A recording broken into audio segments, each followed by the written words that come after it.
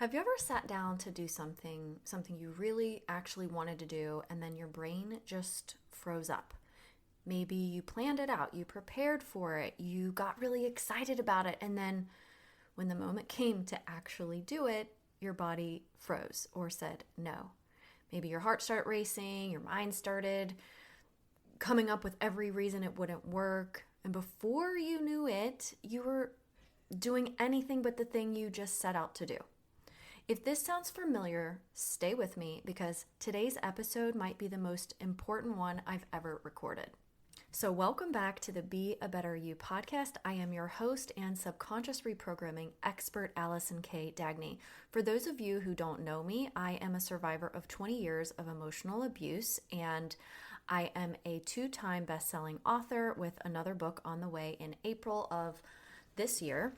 And I am here every week to help you with all things emotional abuse recovery. So I'm so excited that you're here for this episode because one of my listeners had reached out to me in email and asked me about this. And I thought, oh my gosh, this is such a great episode to record. Now, something I want to acknowledge is that I have diagnosed ADHD, and I have lived and experienced with this spicy brain for most of my life. And if you are recovering from emotional abuse, chances are you're learning to trust yourself again. And so I want this episode to be really supportive of that, especially if you're somebody who identifies with neurodivergence or having spicy brain or ADHD or any number of different ways of processing and thinking, because the work that I do is specifically targeted at the subconscious mind.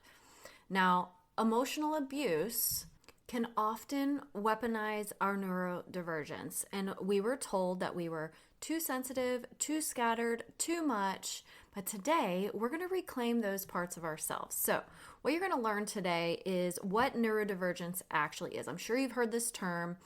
I'm going to give you my explanation of it and then the actual explanation of it, how I interpret it, and why it might describe more of you or more of us than we realize, and the brain science behind overwhelm, freeze, avoidance, and those kinds of things.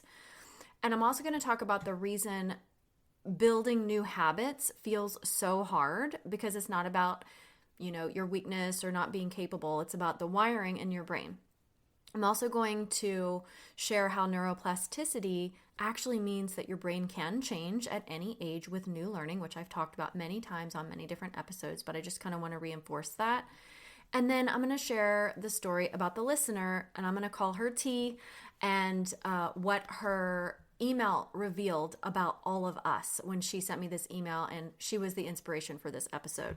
And if you listen all the way through, I'm going to offer you one question that can unlock your ability to take action and follow through, and then how to shift limiting beliefs with evidence and why that's the real work. All right, so let's dive in. Now, I want to give you the actual kind of clinical definition of neurodivergence, like the traditional view. Well, neurodivergence refers to the neurological development that differs from what is considered quote unquote typical, okay?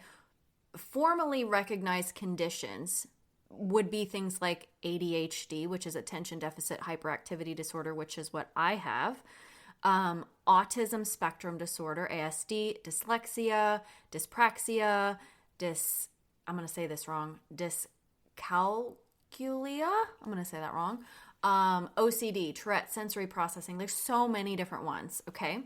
But here's something really interesting that I found, that up to 15 to 20% of the global population is estimated to be neurodivergent in some form, in some way.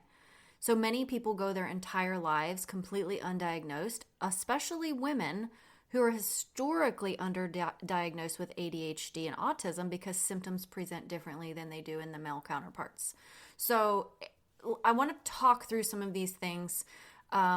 You're probably familiar with some of them, but if not, then just follow along. So first and foremost, ADHD is not about attention deficit.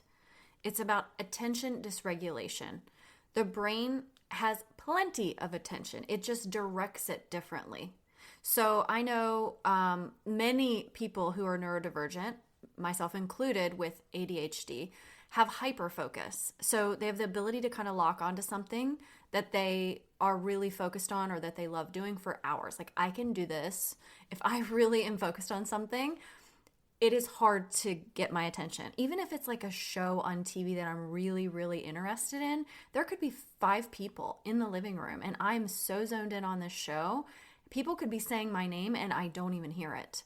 So the challenge here with this, especially like the hyperfocus, is regulation, not capacity. So emotional dysregulation is rarely a discussed feature of ADHD. So the feelings are bigger, they're faster, they're harder to manage, especially when you're under stress. So a big part of why neurodivergent people struggle with habits and routines and starting new things is because of your differences in executive function. So this would be things like planning, initiating, transitioning from one task to another, holding information inside of your active memory. Okay, so the nervous system of someone with ADHD experiences time differently. Time can pass so quickly for me when I am really zoned in and focused on something. I can look up and be like, oh my gosh, I can't believe 3 hours has gone by. It felt like 30 minutes. So for people who have ADHD, there's often this now time and then like a not now time, if that makes sense, where it makes future planning feel abstract and it makes initiating tasks feel monumental or impossible. So for someone who has ADHD like myself, I can get really, really zoned in on focus on something that I'm really interested in, or I could be doing another task that I'm not super interested in, and it could be like squirrel. Like immediately I take the clothes to do the laundry, and then I notice that my muddy shoes are in the utility sink, and then I start cleaning my shoes. And then I forgot that I was in the middle of doing laundry, and then I walk away after cleaning my shoes, and I didn't finish that task. And maybe you hear yourself in that description. Maybe you have a different level of neurodivergency. Either way, here's what I want you to know. The big truth here is that we're all wired differently. This is my perspective on this, okay? Here's what I believe. And I'm not saying that everyone should believe this or that this is a truth, right? This is just what I believe. I believe we're all neurodivergent in some way. No 2 brains are identical. Every single person listening right now processes emotion, handles stress, learns and thinks in their own unique way. So the clinical labels exist to help people get the support that they need, and they matter. But I don't want anyone to tune out today thinking, this doesn't apply to me because I don't have a diagnosis. Your brain is your brain. Your wiring is your wiring. And today's conversation is for everyone. Okay, now here's something that a lot of people don't realize, that emotional abuse survivors often experience complex post-traumatic stress disorder-like symptoms, okay, that mimic neurodivergent traits. Things like hypervigilance, difficulty concentrating, freeze responses, people-pleasing as a survival mechanism. So you could have experienced emotional abuse and had these neurodivergent traits come up as a result of the emotional abuse, or you could have had the neurodivergent traits prior to having the emotional abuse and maybe they become exacerbated or made worse. So trauma, as you know, rewires the brain. So that means the way you think, the way you react, and how you feel isn't some sort of flaw or brokenness inside of you. It was adaptive. You learned to do this to help keep you safe. So whether you have a diagnosis or not, if you have ever felt like your mind works against you, then this episode is going to help. Okay, let's zone in on neuroplasticity. This is important. So neuroplasticity is the brain's ability to reorganize itself by forming new neural connections, okay, with new learning. So this can happen at any age with new learning. So for decades, science believed the adult brain was fixed. They believed, like, it's that whole thing, like, you can't teach old dogs new tricks. But now we know with new evidence and research that that's totally wrong. So every thought you think, every habit you repeat, every belief that you hold, that gets reinforced by neural pathways. And neural pathways that are used repetitively get strengthened, just like going to the gym. If you constantly are lifting weights, daily or consistently, you're going to get stronger. And it's the same with your brain. So pathways that are abandoned or aren't used weaken. And maybe you've heard this phrase, neurons that fire together wire together. And this is true. So the old thought patterns like I'm too much, or I can't follow through, or I'll forget everything are not truths. What they are is they're well-worn neural highways that are built through repetition and reinforcement over and over in your mind. Really often probably by someone who wanted you to stay small, by someone who was emotionally abusing you, by someone who didn't want to be challenged by you, or whatever that might be. But the good news about this is that the patterns that feel permanent or feel like your personality or just like who you are, they're really just patterns, and patterns can change. And that's what neuroplasticity is. So new habits create new pathways. It's like if you start to learn a new language, right? Well, neural pathways have to start forming in your brain for you to be able to learn a new language.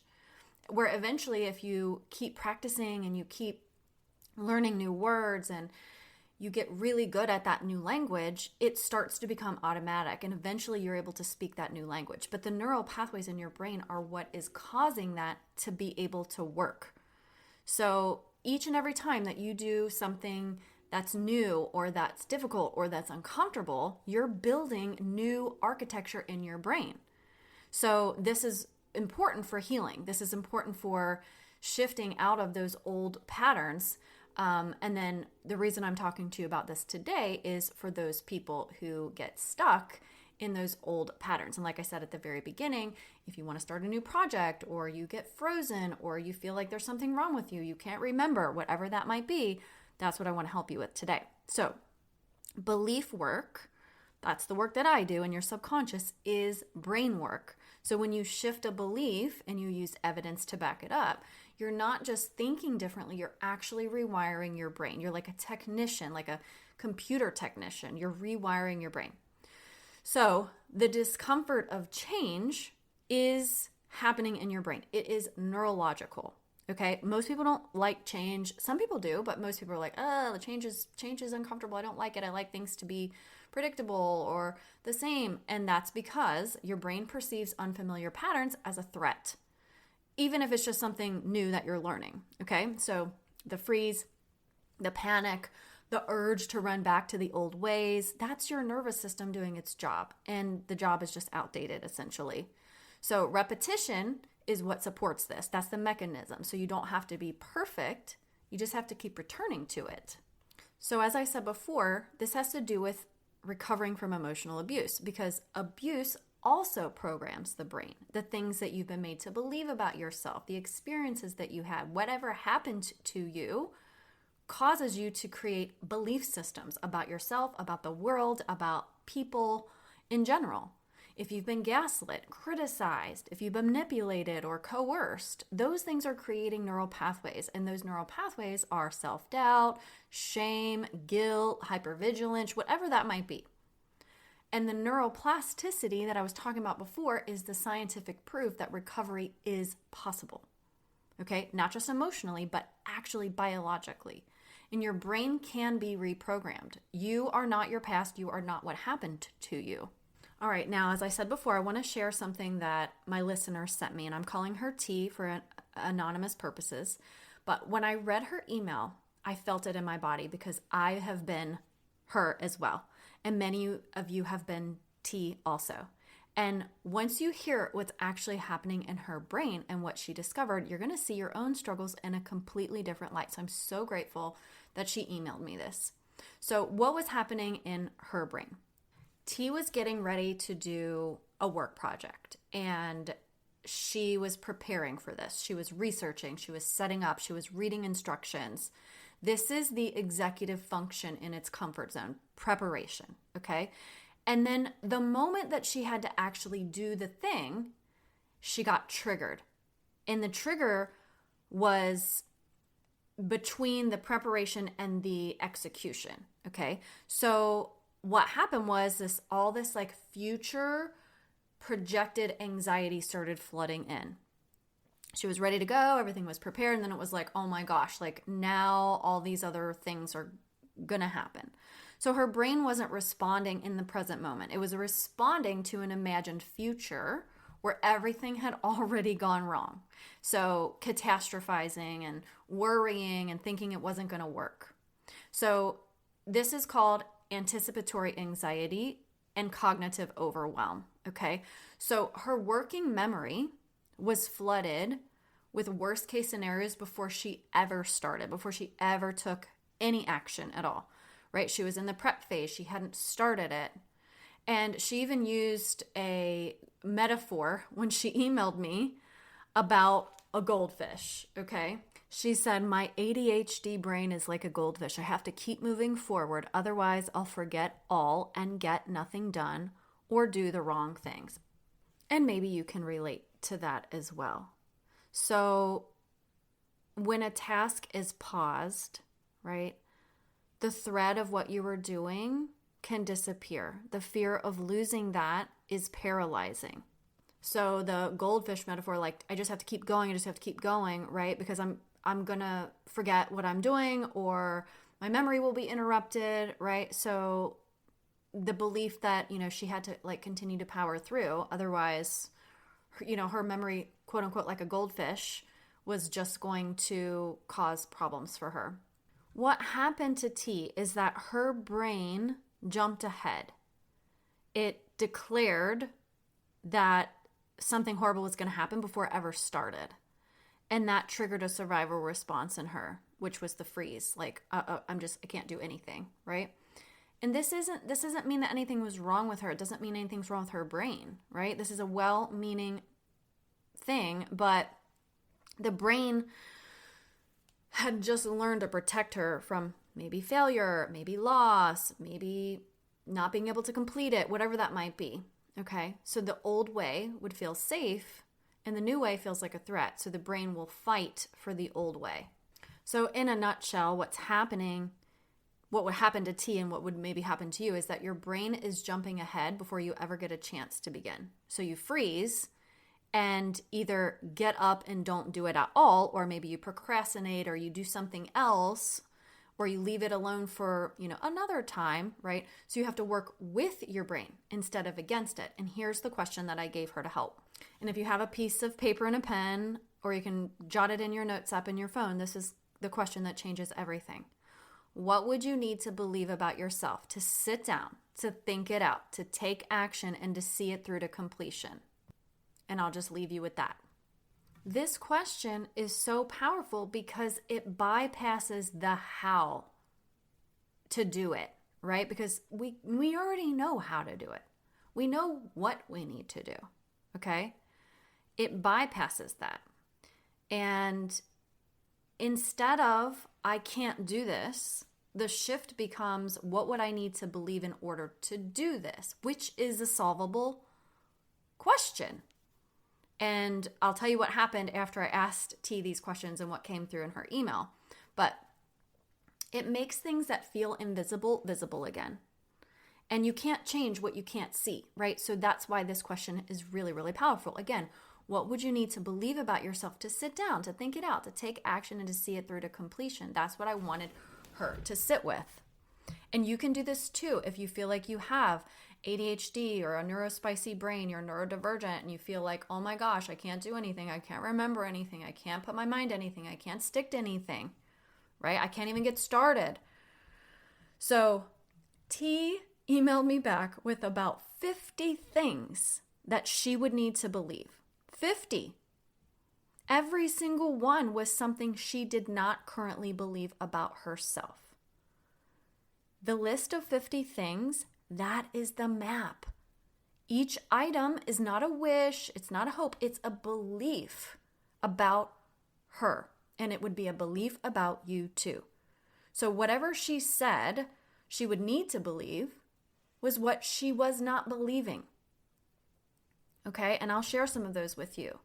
She said she would need to believe that she'd have the ability to do new things. That means she believes she doesn't have the ability to do new things. That she...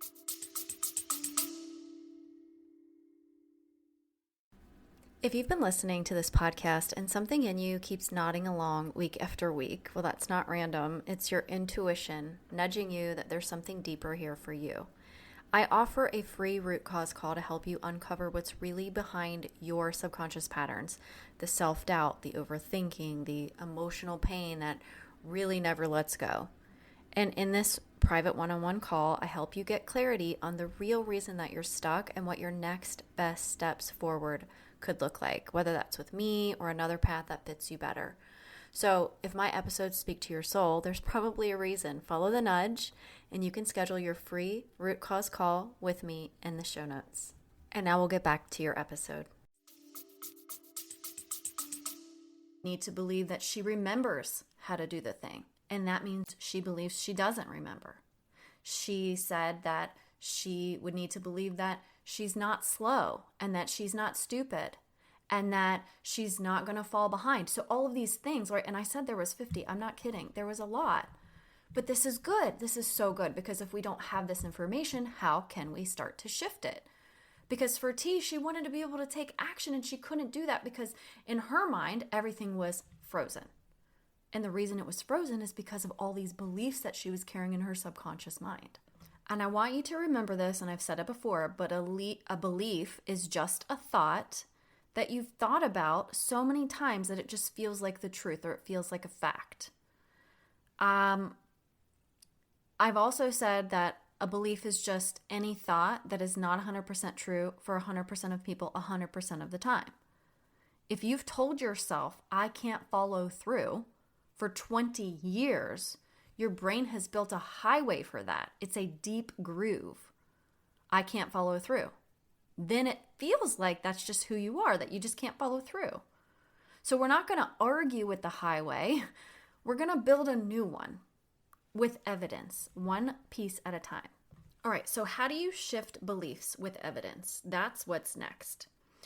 I've talked about this before, why affirmations don't work by themselves, right? You have to speak the language of the subconscious mind. And I have another episode about this, episode 191, and it is doing positive affirmations wrong is wasting your time. So if you're curious about that, go back and listen to episode 191. But your brain is a pattern recognition machine. So it doesn't just accept new beliefs just because you say them, okay? It needs proof. So when you tell yourself, I'm capable, when every other neural pathway is saying the opposite, that creates cognitive dissonance in your brain. You've got two opposing stories, and your brain's going to reject the new story. It's going to be like, no, you're not capable, right? Because you've been telling yourself you're not for so long. Now, here's how you do this. Here's how you do an evidence shift to help you. Step number one, what is the belief? What do you believe, right? You're going to write that down exactly as it sounds in your head, right? If you believe, I can't start new things without losing everything I was already doing. Step number two is ask yourself, is this 100% true 100% of the time? Is it true always? You got to find a crack in this. There's always a crack, okay? You have to stretch your brain a little bit. Okay. And maybe an example would be, well, actually I started my morning routine last year and I kept it for 3 months. So you can start new things, right? So that's possible. Is it possible? Okay. So then what you're going to do is you're going to collect evidence for that new belief. You're not just trying to believe the opposite. You're just trying to get proof that it's possible.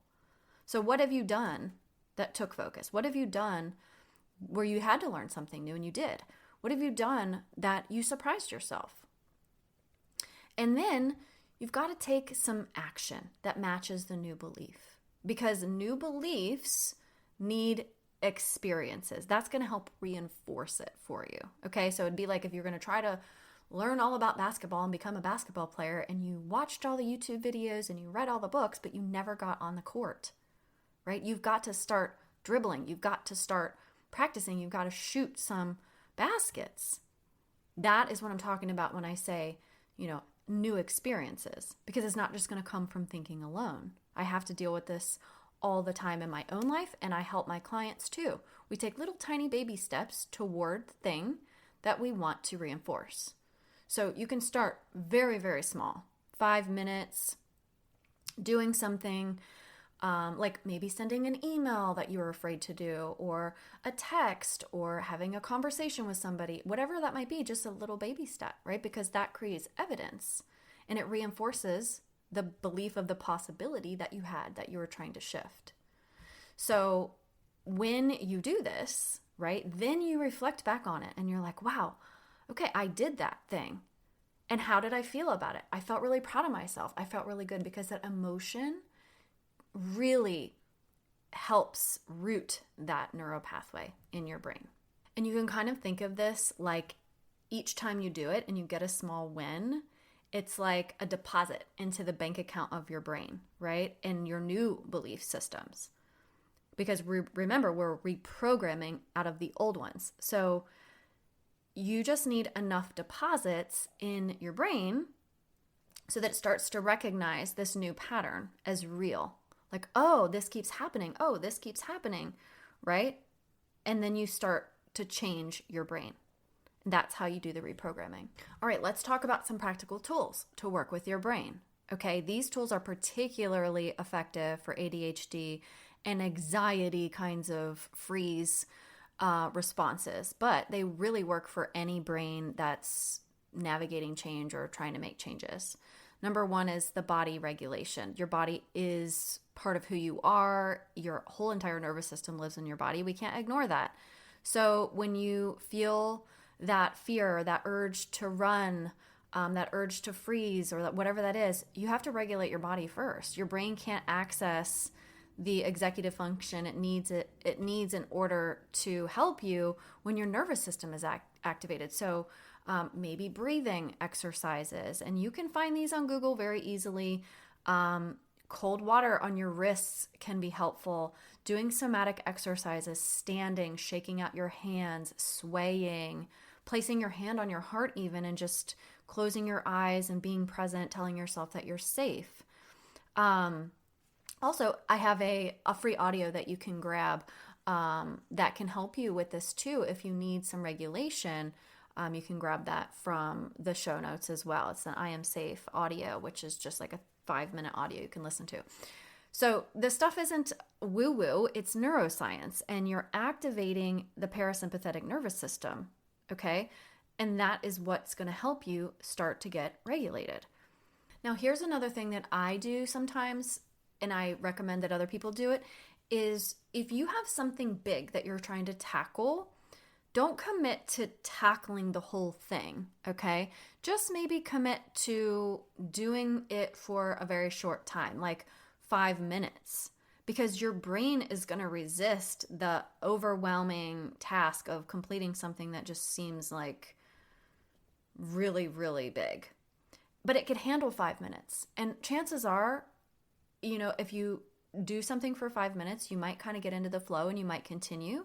So you can stop after the 5 minutes or you can keep going, right? But it's that kind of mental shift that you take yourself out of this like, oh, I've got to do this. I know it's going to take me all day, versus I'm just going to do it for 5 minutes. So that can really help calm your nervous system down and then get you started. Now, something important here is to celebrate those completions. So when you do something small, give yourself a pat on the back. Give yourself a reward of some sort. Tell yourself you did it out loud. Give yourself a break or whatever that you need to do, right? Because what you're doing is you're building these conditions for motivation, because if you just accomplish something, it feels really good. And your brain is going to release dopamine in response to that reward. Okay, so I want to just remind you that if you've been emotionally abused, you may experience things that feel like neurodivergence, or maybe you already know that you were that way and emotional abuse made it worse. So that's going to impact the things that you do in your day-to-day life. It's going to impact your ability to take action on a task. It might cause you to freeze. You might feel overwhelmed and not be able to do anything. And this doesn't mean there's something wrong with you. Like I said before, we have to learn to work with it. But if you're like T and you had 50 subconscious beliefs that were getting in the way of you being able to take action, you're going to feel like you are broken or there's something wrong with you. And there absolutely is not. So because of neuroplasticity, we have to work with the brain. We have to say, okay, what am I believing right now? Or what's in the way of me being able to take action? When I experience this overwhelm and I'm frozen and I can't do it, what would I need to believe in order to take action? And that reveals everything in your subconscious mind. So when T ended her email to me, she said something I haven't stopped thinking about. She said, "You've got spicy brain too, so maybe you get me." And yes, T, I get you because I know you're listening. And I want every single person listening to hear this. Your spicy brain, your spiraling brain, your overwhelmed brain, your goldfish brain, right, is not broken. It is not the problem. It has been doing its absolute best with what it was given and with what it was taught and how it was programmed. And today, right now, you get to start giving it something new. New evidence, new awareness, new patterns, new possibilities, new neural pathways. That is not just possible. According to science, it's inevitable if you just keep showing up. So I'd like to invite you to pull out your journal and write your version of T's questions to me. What would you need to believe about yourself to take the action you've been avoiding? Or what would you need to believe about yourself to be able to get through this task, or to sit down and put the work in, or to do this or to do that? Because the only thing in the way is your beliefs, your subconscious beliefs. Even if you have ADHD, even if you're like me and you're doing the laundry and you get distracted, right? We have to I used to be on ADHD medication. I don't have to be anymore because I work with my brain instead of against it. I acknowledge that my brain doesn't work the same way as everyone else's, and that's okay. So I work with it, and I'm successful because of it. So write every single thing that comes up, just like T did, 50 things if it has to be, right? Don't judge it, don't edit it, just let it come out. Then pick one belief from that list, just one, and go find evidence that disproves it. So if you're like T and you're believing something like, this isn't going to work, or this is a waste of time, or I never finish anything, you've got to look for evidence to disprove that. So that's where the shift starts to happen. Now, I just want to leave you with this thought that, I'm not a neurodivergent expert. I just have my own experience with it. And I know that if you work with what your gifts are, and actually I was thinking about this today, that ADHD is like a superpower of mine because I can hyperfocus and I can shift from one thing to another pretty easily because of my ADHD, right? So it's all how you look at it. Are you looking at it like it's, holding you back, a setback, or are you looking at it like it's a superpower? And I think that matters. I think it matters deeply. And just remember, emotional abuse can present like this. And if you're experiencing this, you may want to, speak to your doctor, talk to somebody who's a professional about this, get their perspective and feedback on it. But I always want you to come back to what you know and what you believe. What is true versus what is just a subconscious belief. And let's rewrite those patterns and let's shift it so that you can do all the things that you want to do and be all the things that you want to be. And that's the purpose of this podcast, is to be a better you. And if you're struggling with any of these things, please know you can reach out to me. You can send me an email just like T did at allison@radiateandrise.com. I'm happy to address these things with you and help you out. And create a podcast for it and give you a shout out. So if you need additional support, you can always schedule a free 30-minute root cause call from the link in the show notes. Thank you so much for being here, and thank you to T for your amazing question, and I will talk to you all next week.